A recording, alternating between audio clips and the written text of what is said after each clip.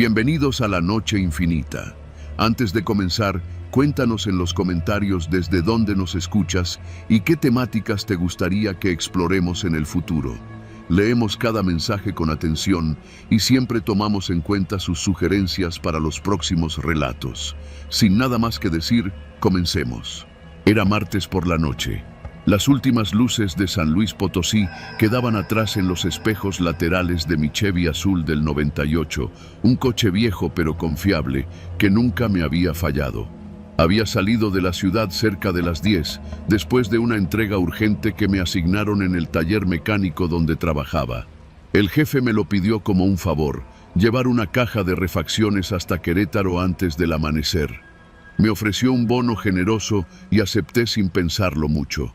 Necesitaba el dinero, y aunque la idea de manejar de noche por la MEX 57D no me entusiasmaba, ya lo había hecho antes. Puse música bajita para no dormirme y me abastecí de una botella de agua y un gansito en la última gasolinera antes de salir a carretera abierta. En teoría, el trayecto era sencillo: rectas interminables, pocos desvíos, patrullas de la Guardia Nacional y algunos retenes a lo largo del camino. Lo normal, o eso pensaba. Pasaron las primeras 2 horas sin mayor problema. El tráfico era escaso y la noche estaba limpia, sin neblina ni lluvias. Apenas algún tráiler de vez en cuando, faros que venían y se iban como luciérnagas cansadas. Después de medianoche, ya cerca del tramo que atraviesa el altiplano potosino, fue cuando las cosas empezaron a sentirse diferentes.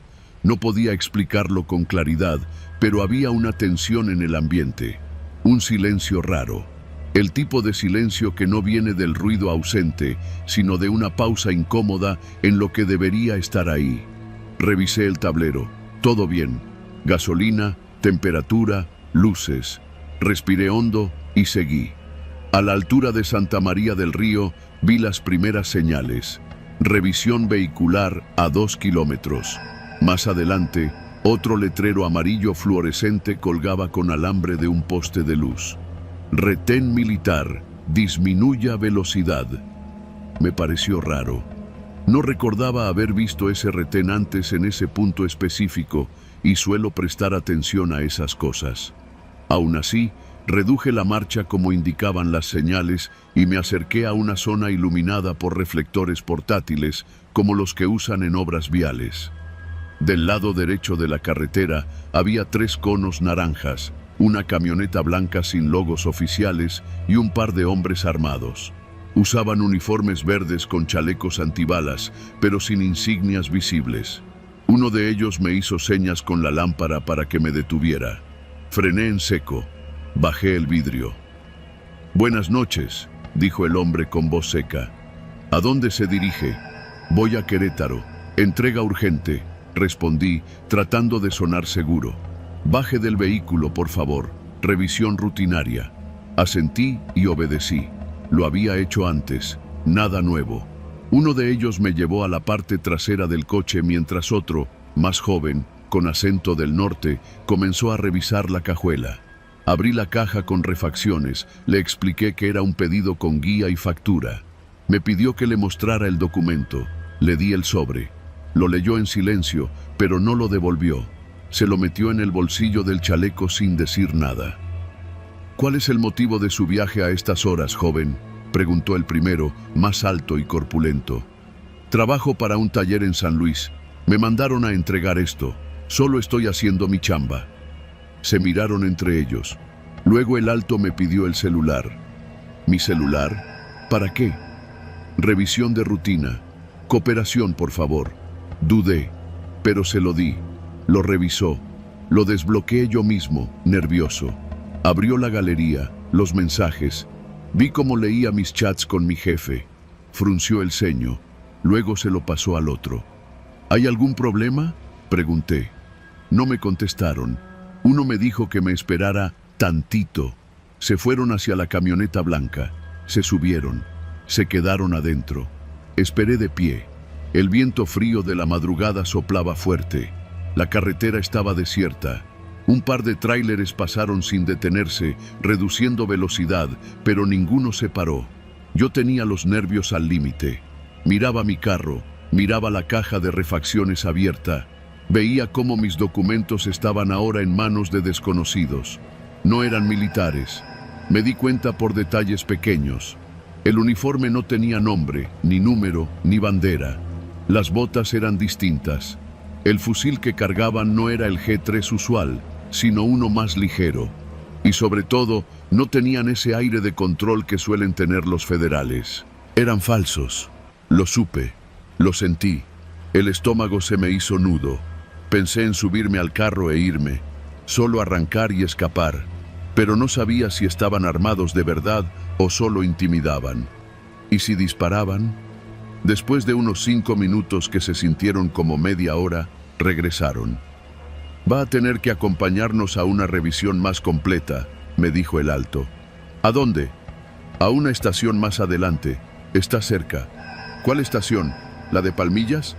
«No, una temporal. Es rápida. Sube al coche. Te seguimos». Me negué. «No estoy autorizado para desviar la entrega. Solo puedo seguir a Querétaro. Aquí está todo en regla. Mi patrón puede confirmar». Volvieron a mirarse. El joven dio un paso adelante, más brusco. «Súbete. No es una opción». Y entonces lo vi. Desde el lado opuesto de la carretera, a lo lejos, se acercaban 2 luces. Un coche. Lo reconocí por el ritmo de las intermitentes. Era una patrulla. Una real. Venía despacio, por el acotamiento. Quizá los habían reportado. Quizá alguien ya sabía. Los falsos militares lo notaron también. Se tensaron. El joven sacó su radio, o algo que parecía uno, y dijo algo en clave. Luego, sin decir más, me arrojaron el celular, cerraron la cajuela de golpe y subieron a la camioneta. «Vete», me dijo el alto, con tono urgente. No esperé. Arranqué con torpeza y me largué. Al avanzar, vi por el retrovisor cómo la camioneta blanca se metía a la terracería y apagaba los faros. Se perdieron entre la maleza. Cuando pasé junto a la patrulla, bajé la velocidad. Era de la Guardia Nacional. Un agente me miró desde la ventana. Me hice señas como pude. Me orillé. Bajé la ventanilla. Le conté lo que había pasado. En menos de 1 minuto ya estaban girando con sirena y luces encendidas, en dirección contraria, hacia donde había estado el supuesto retén. No sé qué encontraron. No sé si los atraparon. Lo que sí sé es que pasé los siguientes 20 minutos temblando mientras manejaba, con las manos frías y el corazón latiendo con fuerza. Llegué a Querétaro casi al amanecer. Entregué la caja. Nadie me preguntó nada. Ese fue el último viaje que hice de noche. Desde entonces, cada vez que veo un retén en carretera, bajo la velocidad, sí, pero ya no me detengo sin ver primero los detalles. Placas, insignias, número de patrulla, uniformes. Aprendí que no todo lo que parece oficial lo es. Que en México, la línea entre la autoridad y la amenaza puede ser tan delgada como una lámpara en la noche o una camioneta blanca sin logos. Y lo peor de todo, que hay gente allá afuera que conoce esa línea mejor que tú y la usa para esperar en la oscuridad.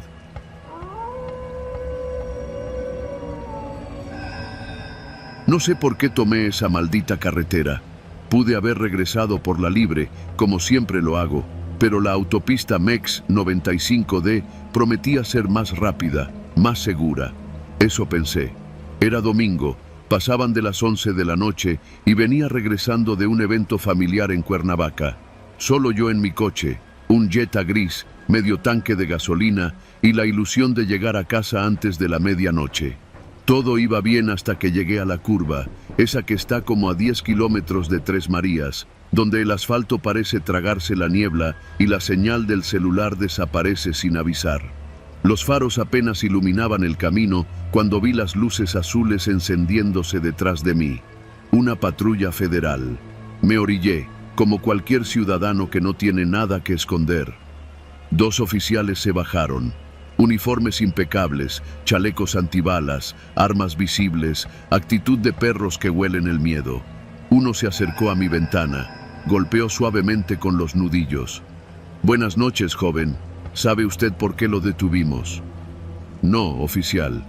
¿Algún problema?» Me pidió mis papeles. Se los entregué sin chistar. Los revisó con parsimonia, como si buscara algo más que mi nombre. Luego, sin mirarme, soltó. ¿Sabe que su carro coincide con las características de un vehículo reportado por transportar sustancias ilegales? Perdón, eso no puede ser. Yo vengo de una comida con mi familia. No se preocupe, vamos a revisar. Por rutina, dijo, mientras su compañero ya se asomaba por el maletero. Me pidió bajar del coche. Lo hice. El segundo oficial ya tenía una linterna y revisaba debajo de los asientos, movía mis cosas personales, abría compartimentos. Supe que algo estaba mal cuando me pidieron que abriera la guantera. Ahí guardo unos documentos de trabajo y un sobre con algo de efectivo para emergencias. Fue directo al sobre. Lo sacó. Contó el dinero sin siquiera mirarme. «Esto es mucho efectivo, joven. ¿A qué se dedica?», preguntó el primero, que no había dejado de mirarme ni un segundo. «Trabajo en una agencia de publicidad. El dinero es para pagar a un proveedor mañana temprano. No he tenido tiempo de depositarlo». Ambos se miraron. Se alejaron unos pasos, hablando entre ellos. No podía escuchar con claridad, pero vi cómo uno de ellos sacó el celular, como si fingiera una llamada. Luego regresaron. «Tenemos dos opciones, joven. Podemos llevarlo a la estación para verificar el origen de este dinero y su vehículo. Eso implicaría retenerlo toda la noche. O usted coopera aquí mismo, nos facilita las cosas y se va a casa sin más problemas». Lo dijeron como quien ofrece un trato justo, como si fueran salvándome, como si yo fuera el criminal. ¿Cooperar cómo? Usted sabe, una aportación voluntaria, para que no tengamos que retener el vehículo ni reportarlo como sospechoso. La zona está caliente, hay retenes por todo el tramo. Miré alrededor, no había nadie, ni un solo coche en sentido contrario, solo la niebla que bajaba espesa, envolviendo el monte y la autopista como un velo. El corazón me latía en los oídos, supe que estaba completamente solo. «¿Cuánto?», pregunté con la voz seca. «Todo lo que trae en el sobre», y desbloqueé su celular. ¿Mi celular? Para verificar que no esté grabando. Procedimiento, ya sabe. No tenía opción. Les di todo. Más de 6,000 pesos. Mi celular desbloqueado. El segundo oficial revisó mis fotos, mis chats, mis llamadas recientes. Buscaba cualquier cosa para chantajearme más, lo sentía. Pero solo encontró mensajes de mi madre, unos memes tontos y un grupo de trabajo en WhatsApp. Le regresó el teléfono al compañero, quien lo revisó también por su cuenta. «Vas limpio», dijo al final, y me lo devolvió. «Puede irse, pero no regrese por aquí en la noche, joven. No es seguro. Tiene suerte de que hayamos sido nosotros y no otros». «Nosotros». Esa palabra me dio más miedo que cualquier pistola. Volví al coche, temblando. Apenas podía poner las manos en el volante. Encendí el motor y arranqué con cuidado. No miré por el retrovisor. No quería ver si me seguían. Solo avancé. La niebla era ahora más espesa. El camino parecía cerrado, como si la montaña quisiera tragarse la autopista. A los 5 minutos, vi a lo lejos otro par de luces. Pensé que era otro retén. Frené. Pero no, era un coche descompuesto. Un Chevy viejo, con el cofre abierto. Un hombre me hacía señas. Dudé. Mi instinto me gritaba que siguiera, pero algo me obligó a detenerme. Bajé la ventana. «¿Todo bien?», pregunté. El hombre tenía los ojos llenos de miedo. Sudaba frío.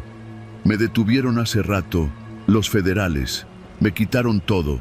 Dicen que si no regreso con más dinero, van a reportarme como sospechoso».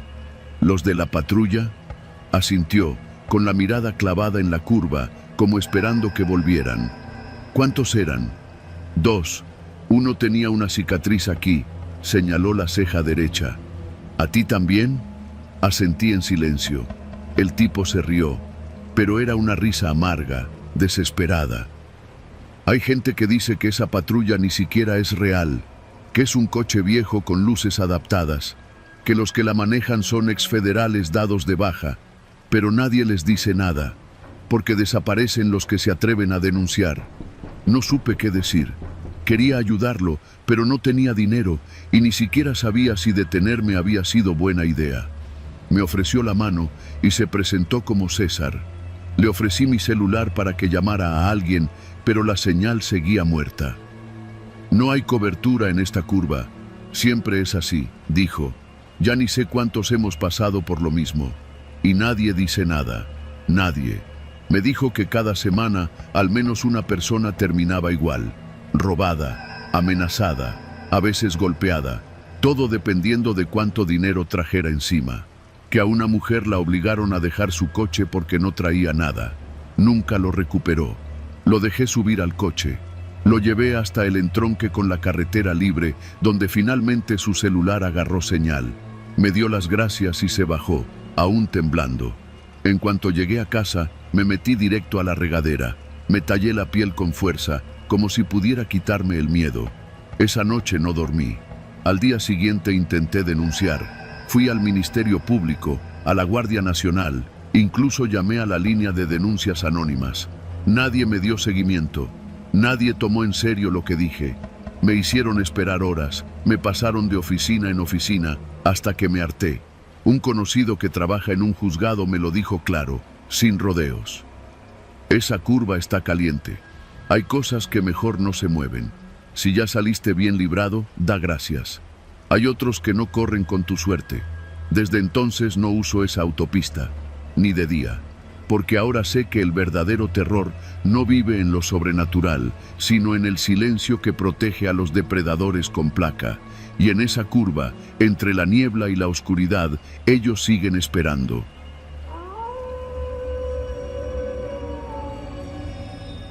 Cuando uno lleva muchos años manejando por carreteras mexicanas, empieza a entender los códigos no escritos que los letreros nunca explican. Uno aprende, por ejemplo, a no detenerse en gasolineras sin cámaras, a evitar entrar a ciertos pueblos si no tienes placas locales, y sobre todo, uno aprende a desconfiar de los lugares que parecen demasiado amables en medio de la nada. Yo aprendí esa lección tarde. Era jueves. Venía manejando desde Guaymas, Sonora, rumbo a Mazatlán. Tenía que llegar a una entrega urgente para el viernes por la mañana, así que decidí tomar la MEX 15D de noche para evitar los retenes federales que, en esa temporada, estaban deteniendo hasta por traer placas de otro estado.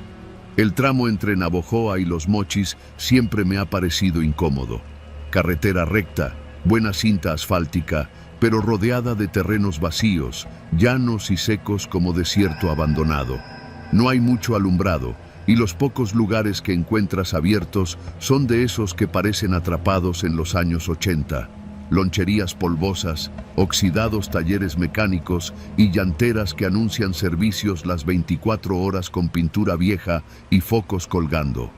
Eran como las 11 de la noche cuando noté que el volante se me jalaba leve hacia la derecha. Pensé que podía ser el alineado, pero después sentí esa vibración extraña que viene cuando una llanta empieza a perder aire. Me orillé lentamente y bajé a revisar. La trasera derecha estaba baja, no totalmente ponchada, pero ya comenzando a deformarse. Maldita sea. No quería detenerme allí, pero tampoco podía seguir así. Regresé a la cabina, abrí el GPS y vi que a unos 5 kilómetros había una llantera. Llantera Amiga, decía el nombre. Tenía 5 estrellas en Google Maps, con más de 300 comentarios positivos. Era raro. ¿Quién deja reseñas tan buenas de una llantera en la noche? La curiosidad se me mezcló con la urgencia. Apreté los dientes, activé las intermitentes y avancé lento por el acotamiento hasta que vi el letrero de madera pintada colgado sobre un portón oxidado. Detrás había un terreno amplio, con un foco colgando sobre un taller improvisado de lámina y una especie de oficina de madera a un lado. Apenas llegué, salieron 3 hombres. Uno llevaba chaleco reflejante, los otros 2 estaban en fachas, uno sin camisa y el otro con una gorra rota. «Buenas noches», me gritó el del chaleco, sonriendo con demasiada energía. «Bienvenido a Llantera Amiga. ¿Problemas con una llanta?» Asentí, bajando el vidrio solo unos centímetros. «Sí, la de atrás viene bajando aire. No sé si trae un clavo o...» «Nosotros lo checamos sin compromiso. Échate para atrás, ahí donde está el gato hidráulico». Eso hice. Me bajé, pero dejé las llaves puestas y la puerta semiabierta. No me sentía cómodo. Los 3 hombres se movieron con rapidez, con demasiada coordinación para ser improvisados. Uno se agachó a revisar, otro trajo una lámpara y el tercero se metió en la oficina. «Aquí está», dijo el que inspeccionaba. «Mira nomás, un tornillo largo, de esos que atraviesan todo. Vas a necesitar parche desde adentro, no hay de otra». «¿Cuánto va a salir?» «Nada caro, compa. Aquí somos amigos». Me reí por compromiso. Ya me empezaba a oler a fraude. Pasaron como 15 minutos. Yo estaba ahí parado, viendo cómo bajaban la llanta con herramienta industrial que parecía más nueva que el resto del taller. «Oye», le dije al de la lámpara, «¿y siempre están abiertos a estas horas?» «Sí, pues. Aquí pasan muchos traileros, clientes seguidos. Aquí puro servicio legal, compa. Puedes buscar en Google, ahí tenemos estrellas». Ya me parecía sospechoso que mencionaran las reseñas sin que yo dijera nada. Parecía discurso aprendido. Cuando sacaron la llanta, uno de ellos me dijo, «¿No quieres que revisemos las otras? No más por prevención, gratis».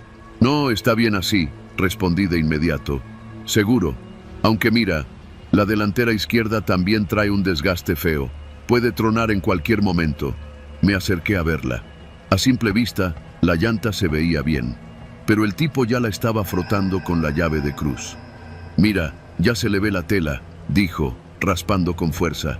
«Esto está bien peligroso. Te vas a matar si sigues así». Me alejé un poco. Me latía raro el pecho. Sabía que algo no cuadraba. «¿Cuánto por la reparación?», pregunté, queriendo acabar eso ya. «El parche interno, 800. Pero te recomiendo que mejor le metas una nueva. Te la dejo en 1800. «¿1800? ¿Por una sola llanta?» «Pura marca, compa. No vendemos chatarra aquí». Le pedí ver la llanta nueva. Me llevó a un contenedor donde tenían unas llantas envueltas en plástico, pero sin etiquetas. Ni marca, ni fecha de fabricación, nada. «No tiene etiqueta», le dije, «porque es importada, pero nueva. Mira el dibujo». «No, mejor solo el parche». En ese momento, el que estaba en la oficina salió. Tenía un recibo en la mano. «Compita», me dijo, «¿puedes pagar de una vez? Para que te demos la nota fiscal». «¿Fiscal? ¿Tienen razón social?» «Sí, claro. Mira», me mostró el recibo. «Llantera Amiga SDRL. Estamos en regla». Vi el papel. No era un recibo oficial. Era una hoja común impresa desde Word. No tenía folio, ni sello, ni datos fiscales. Entonces lo entendí todo. No era una llantera, era una trampa. Estaba solo, en medio de la carretera, con 3 tipos que sabían que no tenía otra opción. «¿Sabes qué?», dije. «Mejor monto mi refacción, así está bien». Se quedaron callados. Por un segundo, el ambiente cambió. «No, compa», dijo el del chaleco, bajando la voz. «Ya te abrimos la llanta, ya se cobró el trabajo, o vas a dejarnos con el gasto». «Nomás iba a hacer revisión», dijeron. «Dijimos que sin compromiso, pero ya trabajamos». «¿O qué? ¿Vienes a hacerte pato?» Tragué saliva. «Está bien. ¿Cuánto fue?»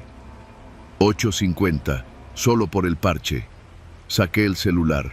Intenté abrir la app del banco, pero no había señal. Nada. Ni un maldito punto de red. ¿No tienen terminal? No jaló. Solo efectivo. Tenía algo de efectivo en la mochila. Me acerqué al copiloto, sin dejar de observarlos. Tomé 850 y se los di sin decir más. El del recibo hizo una seña y los otros 2 comenzaron a montar de nuevo la llanta. «Cuídate, compita, y ya sabes, si algo pasa, aquí estamos. Llantera Amiga». No respondí. Solo subí al coche, arranqué y me largué de ahí lo más rápido que pude. Kilómetros después, ya con señal, me detuve en una gasolinera. Revisé la llanta con cuidado. No había parche. Solo habían inflado la misma llanta y le habían puesto un tapón nuevo. El tornillo que me habían mostrado probablemente lo habían clavado ellos. Busqué la llantera en Google Maps de nuevo. Las reseñas de 5 estrellas eran todas falsas. Nombres sin foto, comentarios genéricos como buen servicio, rápido y seguro, repetidos decenas de veces. Pero lo peor fue cuando empecé a buscar en grupos de Facebook de choferes y camioneros. El lugar tenía mala fama, historias similares a la mía, pero muchas habían terminado peor. A uno le bajaron las 4 llantas. A otro lo amenazaron con una pistola cuando se negó a pagar una supuesta revisión de frenos. Incluso había un par de casos de personas que desaparecieron tras detenerse en ese mismo tramo. Llamé a un amigo de confianza que trabaja en la Guardia Nacional. Le conté lo que me pasó. No eres el primero, me dijo con voz cansada. Esa llantera tiene años operando con nombres distintos. Nadie logra clausurarla porque cambian de razón social cada mes. Y como no hay denuncias formales, siguen ahí. Pero varios colegas saben que es zona caliente. No te detengas ahí nunca más. Desde entonces, siempre llevo mi compresor portátil, sellador de llantas, y evito manejar de noche por esa zona. No se trata de miedo, se trata de sobrevivir. Porque en esas carreteras, lo más peligroso no son las curvas, son los que parecen tus amigos.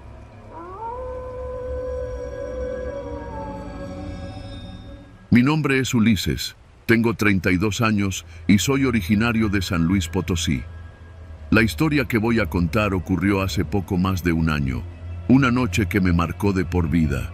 Trabajo como representante de ventas para una farmacéutica, lo que implica viajar constantemente por carretera. Aquella semana me tocaba cubrir la zona de Querétaro, así que tomé la MEX 57 como siempre. Conozco esa carretera como la palma de mi mano. Los tramos rectos, las curvas, los retenes de la Guardia Nacional y hasta los puestos de gorditas donde uno puede detenerse a medio camino. Pero esa noche no hubo gorditas. Hubo miedo. Un miedo real, brutal, humano. Era jueves, como a eso de las 8:30 de la noche. Ya estaba de regreso rumbo a San Luis después de una jornada larga. El cielo estaba limpio y el tráfico era ligero. Conduzco un Jetta blanco del año 2016, placas de San Luis, terminación 01. Siempre lo tengo en buen estado. Esa noche llevaba música suave y una botella de agua en el asiento del copiloto. Estaba cansado, pero no tanto como para quedarme dormido. El cansancio vino después, cuando el cuerpo no sabe si está corriendo por adrenalina o por puro terror. Lo primero que me sacó de mi trance fue una patrulla que se me emparejó a la altura de El Huizache. Era una camioneta tipo Ram, con 2 oficiales adentro. Me hicieron señas con la mano para que bajara la velocidad. No traían luces encendidas ni sirena, solo bajaron su ventana. «Oríllate, jefe, detente ahí adelante», me gritó uno de ellos. Pensé que era un operativo de rutina, aunque no estaban en un punto de control visible. Me orillé en una zona donde la carretera se abre un poco antes de una curva. Uno de los oficiales bajó y se acercó con la mano en la pistola. El otro se quedó en la camioneta. «Buenas noches. ¿Su nombre?» «Ulises Díaz, oficial». «¿Sabe por qué lo detuvimos?» «No, la verdad no». «¿Usted sabe que este vehículo tiene reporte de robo en Guanajuato?» Ahí fue donde empezó a torcerse todo. Me reí, nervioso. Le dije que debía haber un error. «Traigo mis papeles. Aquí está la factura, la tarjeta de circulación». «No es por papeles, jefe, es por las placas. Nos llegó un reporte hace media hora. Coincide el modelo, el color y las placas. Mismo número». El oficial me pidió que bajara del coche. Lo hice, aún sin entender qué pasaba. Me revisaron el coche por dentro, sin encontrar nada raro. Me tomaron fotos, me pidieron mi INE. Me hicieron esperar como 20 minutos parados a un costado de la carretera. Todo el tiempo el oficial que se quedó conmigo hablaba por radio con alguien más, pero yo no escuchaba lo que decían. Empezaba a ponerse raro. «Aguánteme tantito, jefe. Ya viene otra unidad», me dijo el oficial. «¿Para qué? ¿No pueden verificar aquí? Son órdenes. Usted tranquilo, no pasa nada». Y entonces llegó la otra unidad. No era una patrulla, era una Explorer negra, sin logos, sin placas delanteras. De esa bajaron 2 tipos vestidos de civil. Ninguno se presentó. Uno era calvo, el otro moreno, alto, con acento del norte. ¿Este es el carro?, preguntó el calvo. Sí, coincidencia de placas. Los tipos no hablaban como policías, no usaban el lenguaje de protocolo. Me sentí expuesto, vulnerable. Uno de ellos me preguntó de dónde venía, a dónde iba, a qué me dedicaba. Se notaban tensos. El calvo, en particular, no me quitaba los ojos de encima. ¿Y tú conoces a alguien en Celaya?, me preguntó de golpe. No, señor. ¿Y por qué alguien estaría usando tus placas allá, No sé. ¿Cómo voy a saber eso? Te pareces a uno de los que estamos buscando. Ahí fue cuando la línea entre realidad y paranoia se rompió. Empecé a sentir que no era una simple confusión. Me estaban viendo como si supieran algo más de mí, como si esperaran que yo confesara algo. Pero yo no tenía nada que confesar. El calvo se me acercó tanto que pude olerle el aliento. Olía a cigarro y Red Bull. Mira, carnal, tú no vas a irte todavía. Tenemos que confirmar unas cosas. Te vamos a llevar a revisar las cámaras del Oxxo donde salió el reporte. Es por tu bien. Me obligaron a subirme en la Explorer con ellos. Dejaron mi coche estacionado ahí, con los oficiales de la patrulla. No me dieron oportunidad de llamar a nadie. Me quitaron el celular por seguridad, según ellos. El trayecto fue de unos 30 minutos, pero se sintió como una eternidad. No hablaban entre ellos. Uno de los dos revisaba constantemente una tablet. El ambiente en la camioneta era denso. No era miedo todavía. Era incertidumbre, como si me hubieran arrancado del mundo real. Llegamos a un lugar que parecía una gasolinera abandonada. No había Oxxo ni cámaras visibles, solo una construcción vieja y cerrada. Me bajaron y me dijeron que esperara dentro de un cuarto. No había sillas, solo una mesa de metal y una lámpara colgando. Me dejaron ahí solo, durante horas. No sé cuánto tiempo pasó. Perdí la noción. La cabeza me daba vueltas. En algún momento se abrió la puerta y entró otro hombre, más viejo, con cara de pocos amigos. «Te equivocaste de ruta, amigo», me dijo sin presentarse. «O alguien está jugando contigo, o tú estás jugando con alguien». Me empezó a interrogar como si fuera un criminal. Preguntas sobre armas, sobre gente que nunca había conocido. Me mostró fotos en blanco y negro de carros baleados, de cadáveres cubiertos con sábanas. Yo solo repetía que no sabía nada, que yo solo era un vendedor de medicamentos. Cuando vio que no sacaba nada, me dejó ahí. Volvieron los otros dos tipos. Me dijeron que ya habían confirmado que mi coche no era el del incidente, que podía irme. Me regresaron el celular y me llevaron de nuevo a donde estaba mi coche, como a eso de las 3 de la mañana. La patrulla ya no estaba. El coche seguía ahí, intacto, pero con la puerta entreabierta. «Ya puedes seguir tu camino», me dijo uno de ellos antes de irse, «pero cambia esas placas lo antes posible». Esa fue la última frase que me dijeron antes de desaparecer en la carretera. Cuando me subí al coche, noté que alguien había hurgado en la guantera. Mis papeles estaban revueltos. El frasco de pastillas que llevaba para mi insomnio ya no estaba. Sentí que me habían escaneado la vida, que ya no era dueño de mi historia. Conduje las 2 horas que faltaban hasta San Luis con las luces altas, viendo cada curva con desconfianza. No volví a escuchar música en el coche por semanas. Cambié las placas a los 3 días. Y desde entonces, cada vez que paso por la MEX 57 y veo una patrulla, me sudan las manos. No me detuvieron por error, me detuvieron por ser confundido con alguien más. Y lo más aterrador es que, durante ese tiempo, durante esas horas encerrado, ellos no estaban seguros de que yo no fuera ese alguien más, y yo tampoco.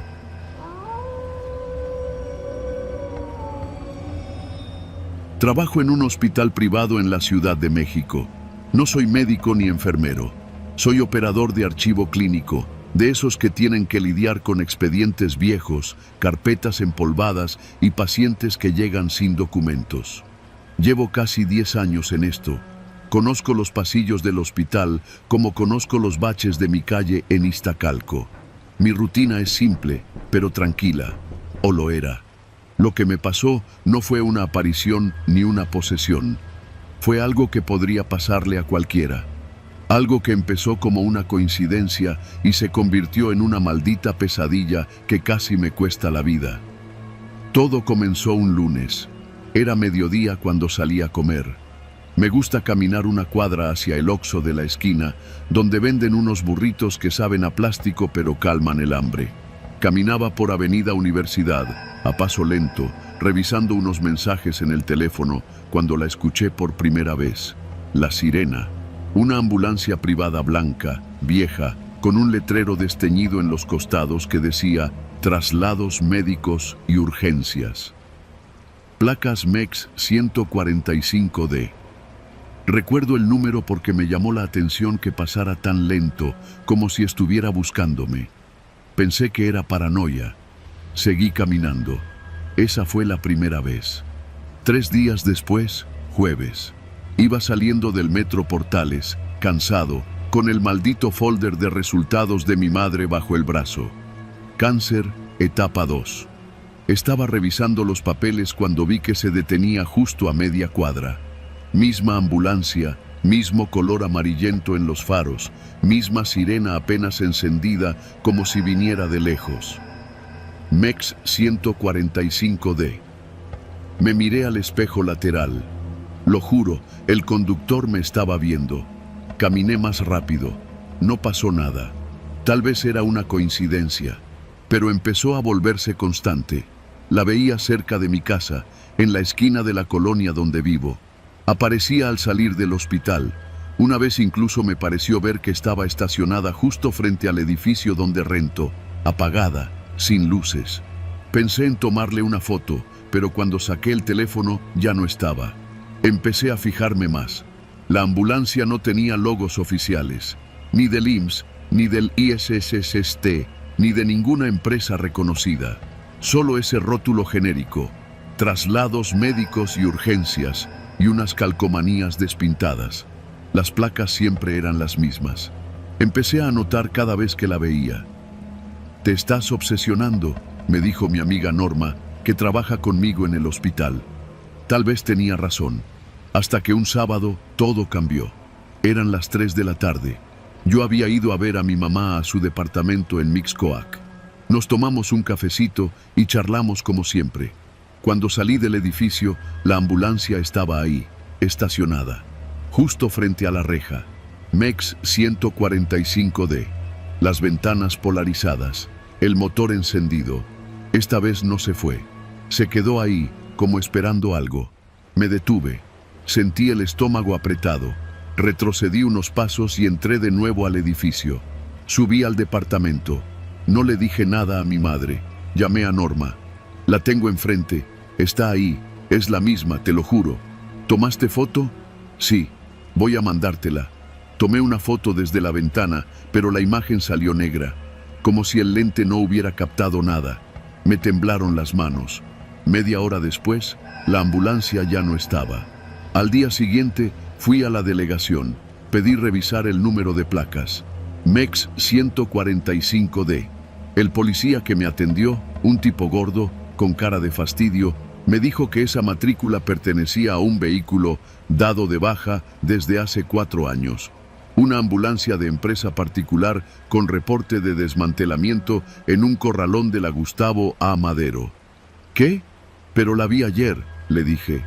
Pues alguien se robó las placas o estás viendo fantasmas, me contestó el policía sin levantar la mirada del monitor.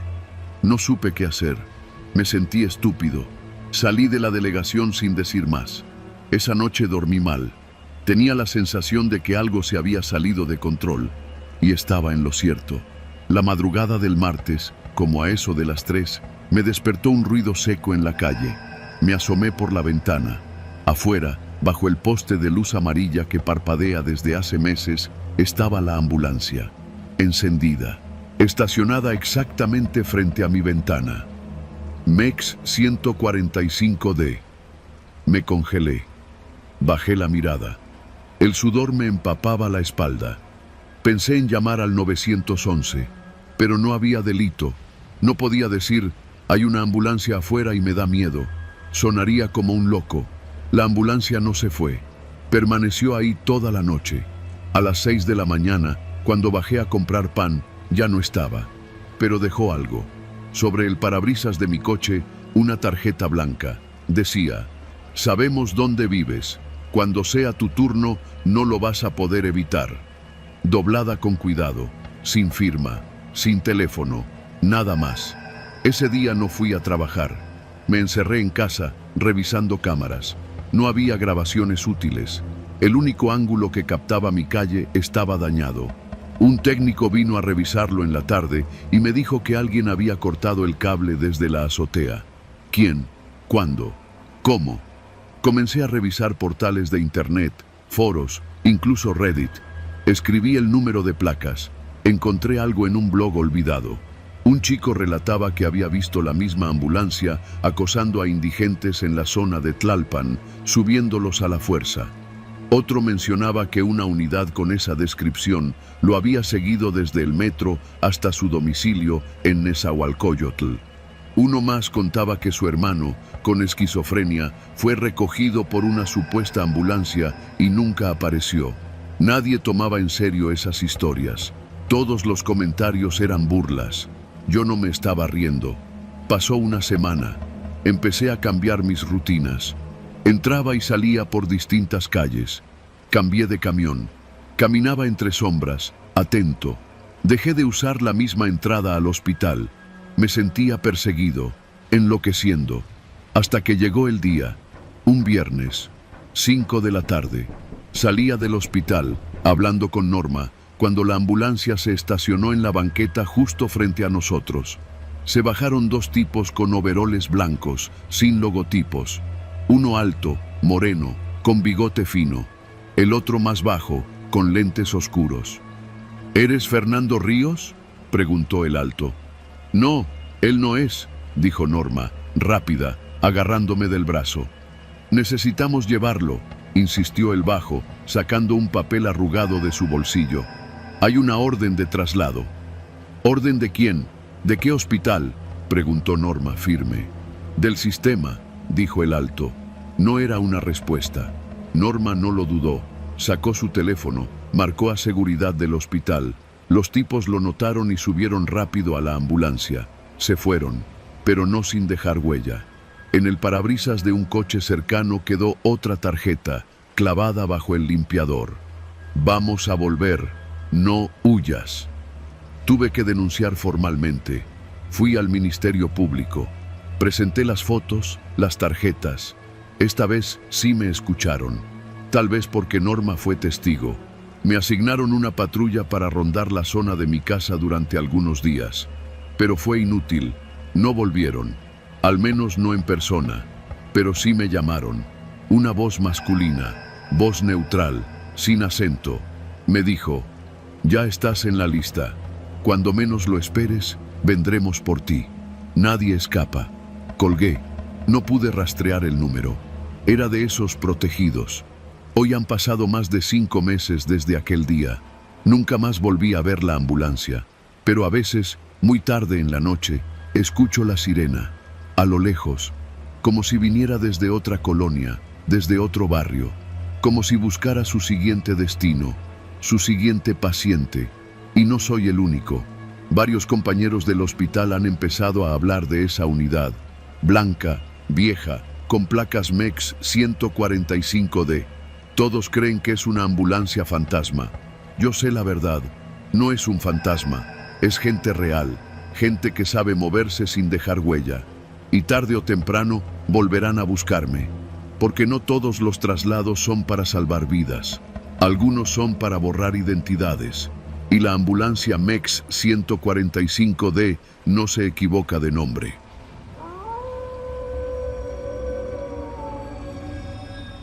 Trabajo como auxiliar contable en una empresa de agroquímicos ubicada en Cuitláhuac, Veracruz.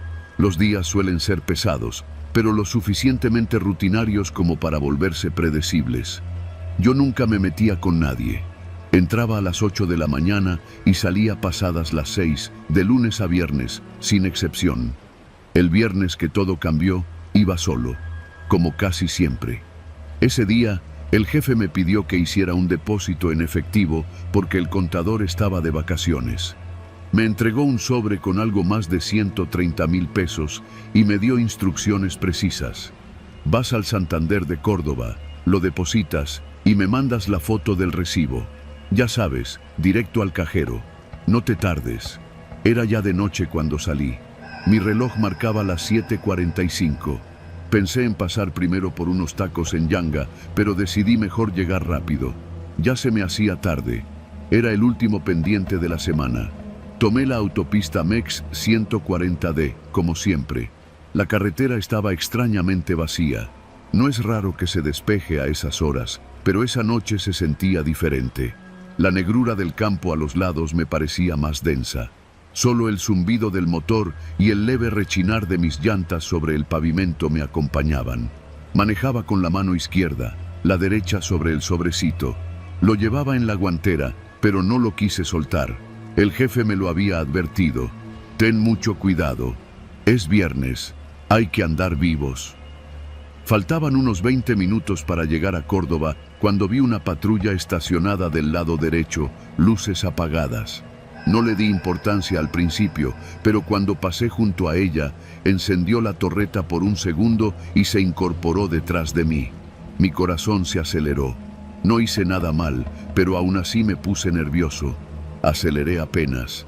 No tanto como para provocar una persecución, pero lo suficiente para no tenerlo pegado. Entonces encendieron las sirenas. Respiré hondo. Me orillé. El policía que se bajó no parecía oficial. Traía el uniforme correcto, sí, pero su chaleco estaba manchado de algo oscuro y su arma colgaba de una correa improvisada. No saludó ni se identificó. Solo se acercó con la linterna apuntándome a la cara. Buenas noches. Revisión de rutina. ¿A dónde va? A Córdoba, al cajero. ¿A estas horas? Sí. Tengo que hacer un depósito. ¿De qué empresa viene? Agroquímicos Los Reyes, respondí con la boca seca. Hizo una pausa larga. Me pidió bajar del auto. Yo dudé. Le dije que prefería quedarme en el coche. Entonces sacó su arma. No la apuntó directamente, pero la mostró lo suficiente para que entendiera que no era una sugerencia. Bájese. No lo vamos a lastimar si coopera. Vamos, dijo Nos. Miré al interior de la patrulla. Otro hombre esperaba en el asiento del copiloto, también uniformado. Me bajé con las piernas temblando. Intenté recordar placas, detalles, pero todo estaba demasiado oscuro. Me quitaron el teléfono, las llaves, y me metieron a la parte trasera de la patrulla. Uno se subió conmigo, el otro manejó. ¿Y el dinero? No respondí. El que estaba junto a mí abrió la guantera, sacó el sobre y lo revisó como quien revisa una hamburguesa antes de darle una mordida. ¿Esto es todo? Asentí. No dijeron nada más. La patrulla no tomó la salida hacia Córdoba, sino que siguió derecho, como si se dirigiera de regreso a la caseta. Pensé que me iban a dejar tirado en algún monte, que ese sería el final, pero no. Tomaron una salida secundaria, un tramo de terracería. Avanzamos unos minutos. En algún punto, el camino dejó de ser camino y se convirtió en un sendero entre cañales. Allí se detuvieron. Me bajaron, pero no me golpearon. Uno sacó su teléfono y marcó. Ya lo tenemos, el efectivo también. ¿Qué quieres que hagamos con él? Silencio. Virginia, ahorita te aviso. Colgó. Encendió un cigarro. Me miró como si yo fuera una caja por empacar. Dice que nos esperemos. No sabemos si trae GPS. Mejor aguantar un ratito. Nos quedamos en silencio unos minutos. Yo pensé en correr, pero uno de ellos tenía la pistola en la mano, acariciándola como quien juega con un bolígrafo. Me senté sobre el pasto húmedo. Se me estaban entumiendo las piernas. ¿Qué creen que soy?, pregunté. Mi voz sonó más firme de lo que esperaba. Solo soy un godín. No traigo nada más que ese dinero. ¿Crees que eso importa?, respondió el de atrás. ¿Cuántos como tú han dicho lo mismo? Me quedé callado. El otro recibió una llamada. Asintió 2 veces y colgó. Ya estuvo, llévalo. No supe qué significaba eso. Me pararon de un jalón. No me ataron ni me encapucharon. Simplemente me dijeron que caminara entre los cañales. Yo no quería, pero no tenía otra opción. Avanzamos en silencio por varios minutos. Mi mente trataba de encontrar patrones, alguna forma de recordar el camino. Pero todo era igual: caña, oscuridad y ese sonido sordo del pasto bajo mis zapatos. Llegamos a una brecha donde había una camioneta blanca estacionada. Me subieron en la parte trasera y nos movimos otra vez. No podía ver nada. No sabía si me iban a usar de escarmiento, de ejemplo, o si solo me estaban dando vueltas hasta que fuera seguro dejarme. La camioneta frenó. Se abrió la puerta. Uno de ellos me empujó. Caminas derecho hasta que veas luces. No corras, no te regreses. No lo dudé. Caminé. A lo lejos, como a unos 500 metros, se veían las luces de una gasolinera. Corrí los últimos tramos. Al llegar, el despachador me vio hecho un desastre, sudando, sucio, la camisa empapada de sudor y pasto. Le pedí prestado su teléfono. Llamé al jefe. Contestó de inmediato. ¿Ya hiciste el depósito? Me acaban de soltar. Me robaron. No sé dónde estoy. Silencio. ¿Estás bien? Sí. Estoy en una gasolinera. Creo que es la de Paso del Macho. El jefe no preguntó nada más. Quédate ahí. Ahorita mando a alguien por ti. Colgué. Fueron los 40 minutos más largos de mi vida. Esa noche no dormí. Me temblaban las manos. No entendía por qué me habían soltado. Pensé que quizá no valía la pena, o tal vez habían confirmado que no tenía GPS. El jefe nunca me volvió a encargar nada similar. Tampoco hizo el más mínimo comentario, ni siquiera cuando pasé 2 semanas sin regresar a trabajar. Desde entonces no manejo de noche. Si tengo que hacer un depósito, lo hago en horario bancario, acompañado y con celular nuevo. Cada vez que paso por esa carretera, por esa maldita MEX 140D, bajo el volumen del radio, y vuelvo a pensar en ese momento donde todo parecía normal, porque los secuestros express ya no salen en las noticias, pero siguen pasando.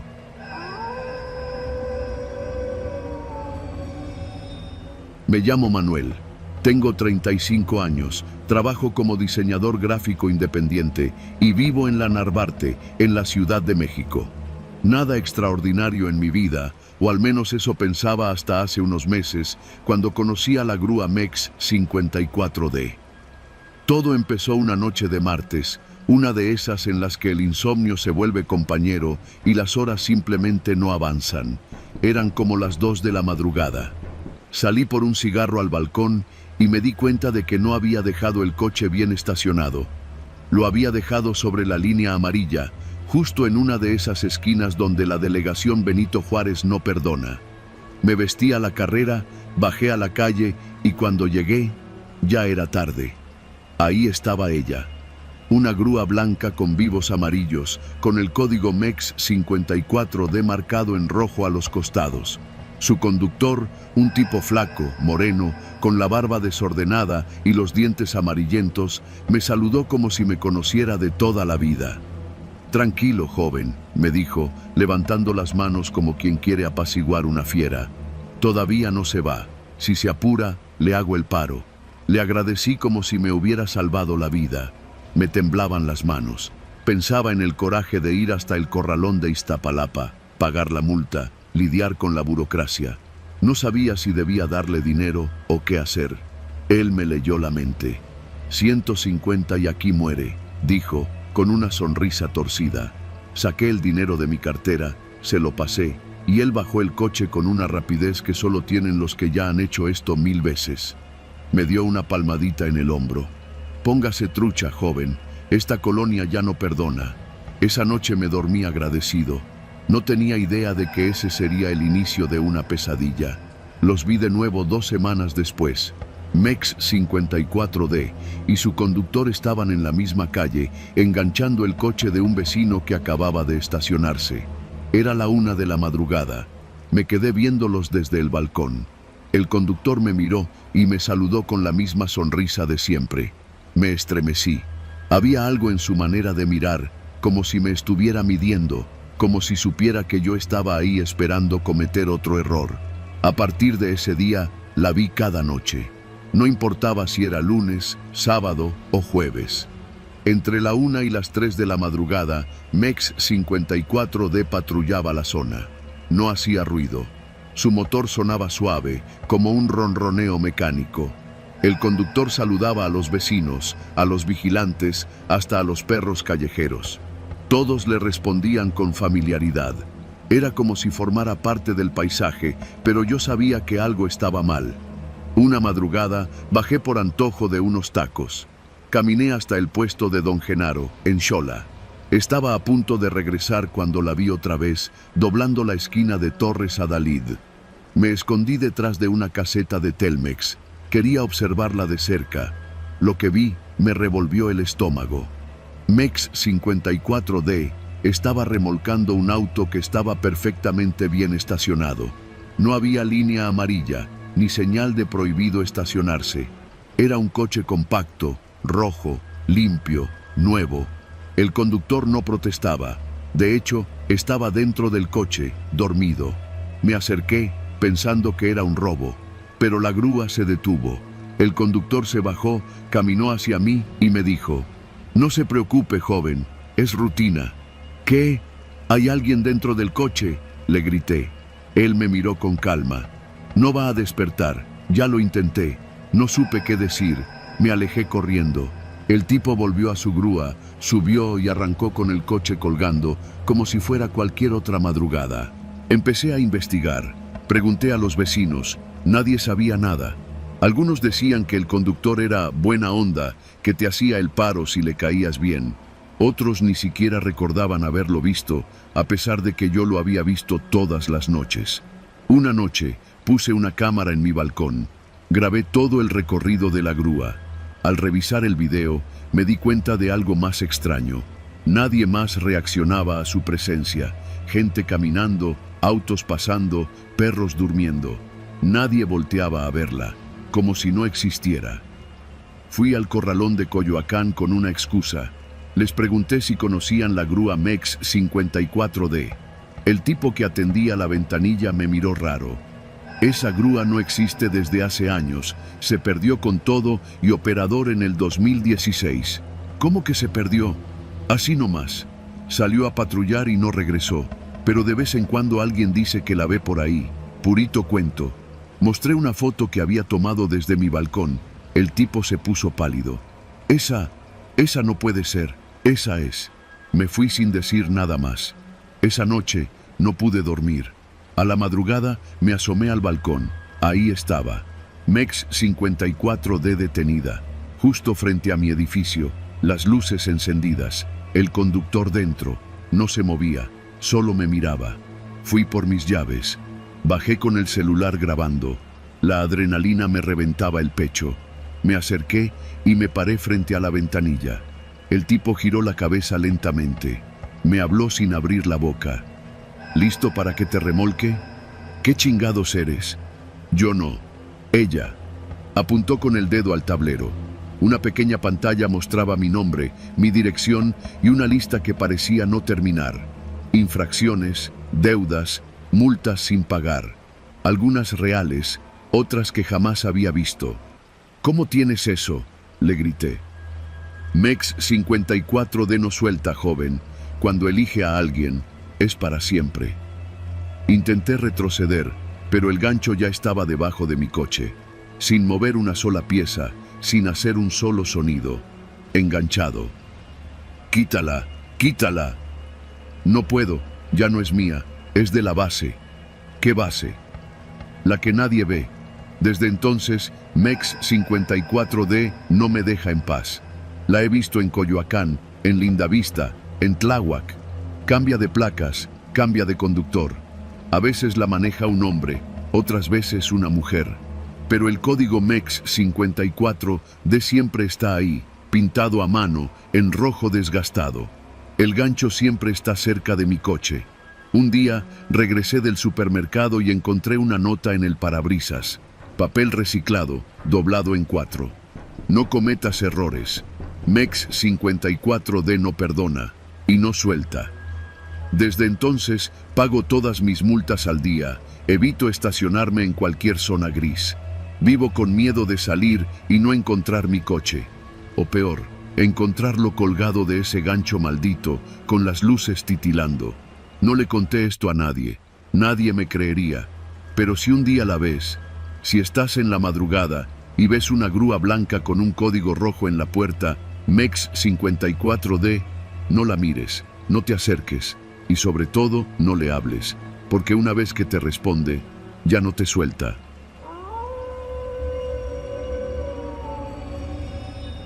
Mi nombre es Julio Trejo.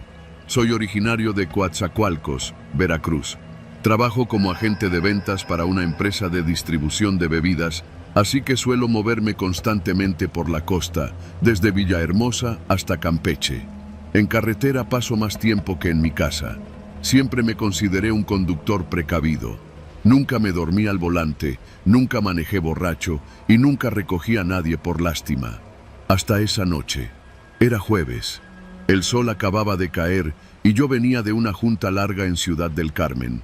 Eran cerca de las 9:30 cuando entré al tramo de la MEX 180, justo saliendo de Champotón. Es un tramo largo, con pocas luces y muchas curvas. La radio solo alcanzaba a jalar música grupera mal sintonizada y mi celular marcaba apenas una rayita de señal. Conocía esa carretera de memoria.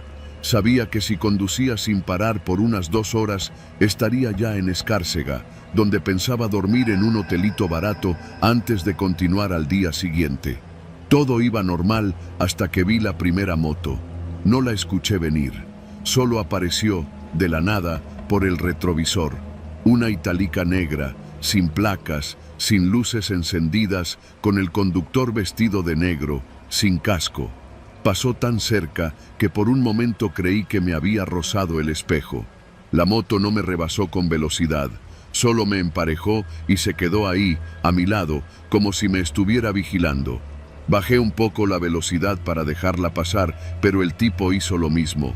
Me mantenía el paso, como una sombra. No pasó ni un minuto cuando apareció la segunda. Igualita. Misma moto, misma ropa, mismo patrón.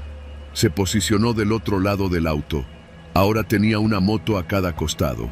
Quise pensar que era una coincidencia, que tal vez eran amigos que jugaban a asustar conductores, pero no se reían, ni aceleraban, ni hacían gestos. Solo me flanqueaban, en silencio. El primer indicio de que algo no estaba bien fue cuando miré por el retrovisor. Venían 2 más detrás. Formaban un patrón perfecto, una al frente, 2 a los lados, 2 atrás. Mi coche estaba rodeado. No me tocaban, no me gritaban. Solo estaban ahí, como si me escoltaran. No sé por qué, pero no quise detenerme. Me aferré al volante y seguí conduciendo, rezando en silencio. Las luces delanteras apenas alcanzaban a iluminar los bordes del asfalto. Las motos seguían ahí, inmóviles, como si fueran parte del aire. Quise llamar a alguien, pero el celular ya no tenía señal. Apreté los dientes y recordé algo que me había dicho un trailero en un Oxxo, años atrás. Si alguna vez te rodean en carretera, no frenes, no aceleres, no los mires, no hagas nada raro. Así lo hice. Puse ambas manos en el volante y mantuve la vista fija al frente. Pasaron minutos, no sé cuántos. El sudor me escurría por la espalda y las luces del tablero parecían cada vez más brillantes. Las motos no se movían. Fue entonces cuando la primera moto se adelantó. Pensé que se iban, pero no. El conductor, sin girar la cabeza, levantó el brazo derecho y hizo una señal, como marcando una orden invisible. Al instante, las 2 motos laterales aceleraron ligeramente y se emparejaron con mis ventanas. Pude ver sus rostros. No traían casco, tampoco expresión. Parecían vacíos. Ninguna emoción, ninguna seña de vida. Me erguí en el asiento, el corazón golpeándome el pecho. Uno de ellos tocó la ventana con los nudillos. Un golpe seco. No volteé. No quería verlo de cerca. El del lado derecho metió la mano por la ranura de la ventana, apenas abierta por el aire acondicionado. Sentí sus dedos delgados rozar la perilla del seguro. Fue cuando reaccioné. Subí los cristales. Automáticamente, él retiró la mano sin oponer resistencia. Ninguno reaccionó, como si fuera parte del juego. Entonces el de adelante disminuyó la velocidad, obligándome a hacer lo mismo. Era una trampa. Lo sabía. Si frenaba más, los de atrás me cerrarían. Estaban orillándome, empujándome hacia la oscuridad del monte. A la izquierda solo había selva espesa. A la derecha, acantilado y mar. Frené. No en seco, pero sí lo suficiente para hacer que todos me rebasaran. Y en ese instante, tomé una decisión que hasta hoy me sigue doliendo. Pisé el acelerador a fondo. El auto rugió y las llantas rechinaron. Rebasé al primero, al segundo, al tercero. Solo escuché el ruido de motores detrás de mí, acelerando. Los faros de las motos se encendieron de pronto. Ya no estaban jugando, me estaban persiguiendo. A casi 140 por hora, las curvas de la MEX 180 se convirtieron en una pesadilla. El volante vibraba, los faros apenas iluminaban el camino. Atrás, las motos venían pegadas como hienas, sin titubear, sin frenar. Intenté mantenerme en el centro del carril, pero en una curva cerrada, las luces desaparecieron de mis espejos. Por un momento creí que los había perdido. No fue así. A unos 3 kilómetros adelante, justo antes de una gasolinera abandonada, 2 motos me esperaban paradas en medio del camino. Tuve que frenar de golpe. El auto se tambaleó, el corazón me explotaba en el pecho. Atrás, otras 2 motos salieron de entre la maleza. Me tenían atrapado. Esta vez no se quedaron quietos. Uno de los tipos se bajó. Caminó hacia mi auto con algo en la mano. Era una especie de tubo de metal. No un arma, pero sí lo suficiente para romper una ventana. El tipo se detuvo justo frente a mí. Puso la mano libre sobre el cofre del auto y me miró. Esta vez sí tenía rostro. Un rostro humano. Joven, de no más de 20 años. «Bájate», me dijo, sin levantar la voz. No lo hice. «Te dije que te bajaras», repitió. Esta vez más despacio. Tomé una decisión que me pudo haber costado la vida. Metí reversa y aceleré con todo, golpeando una de las motos traseras que bloqueaban el camino. El auto vibró. Escuché un crujido de metal. Maniobré hacia un costado y encontré un hueco entre la maleza, una brecha apenas visible. Metí el coche ahí, directo al monte. No sé cómo lo logré, pero avancé entre ramas, piedras y raíces durante al menos 3 minutos, hasta que no vi más luces detrás. Me detuve, apagué el auto. Lo único que escuchaba era mi respiración y el zumbido de los insectos. No encendí el celular. No quise ni pensar en prender la luz interior. Me quedé en silencio, como si el más mínimo movimiento fuera a delatarme. Afuera, entre los árboles, vi pasar 2 motos, sin luces, sin sonido, solo sombras. Me quedé ahí hasta casi las 4 de la madrugada. Cuando amaneció, salí del monte y regresé a la carretera. La gasolinera seguía vacía. Las motos no estaban. Nada indicaba que alguien me hubiera seguido. Conduje directo hasta Escárcega y llegué al hotel temblando, con los nudillos blancos y la garganta seca. Esa noche no dormí. Desde entonces, no vuelvo a circular por la MEX 180 después del atardecer. Nunca supe quiénes eran ni qué querían. Tal vez era un intento de robo, tal vez algo peor. Lo único que sé es que no estaban improvisando. Tenían una estrategia, una rutina, y yo solo fui parte de su teatro. A veces, cuando estoy detenido en algún semáforo y veo una moto sin placas a lo lejos, mi corazón se acelera sin que pueda evitarlo. No por miedo a lo que pasó, sino porque sé que puede volver a pasar. Y la próxima vez, tal vez no tenga el mismo final.